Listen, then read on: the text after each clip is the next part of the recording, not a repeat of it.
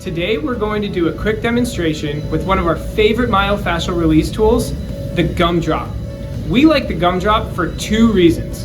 Number one, it's really easy to use. And number two, it utilizes pressure to loosen up restricted tissue. So today we're going to work on some chronically tight muscles, the hamstrings. And we're going to use the Gumdrop to loosen it up. Let's show you how. Before we dive in, we want to share with you the three-step process on how to use the Gumdrop. Step one is to establish a line. Step two is to find the most restricted spot within that line. And then step three is to move your body above or below the restricted spot. So let's get into the hamstring. The most restricted spot on my hamstring is right in the middle.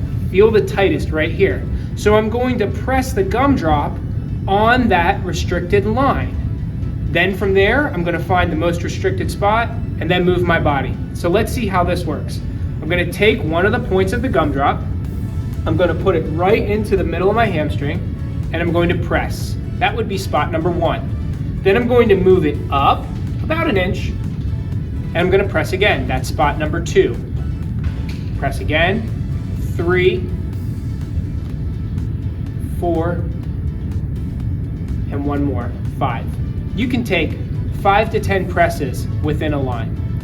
So on my second press is where I felt the most restriction. So that's step number 2. Find the most restricted spot within the line. So for me, right there, I feel the restriction. Now step 3, I'm going to move my body either above where it's tight or below. So here I'll move my upper body and lean into it and come out of it. That's one strategy. Or I'll move my lower body below it by extending and flexing my knee.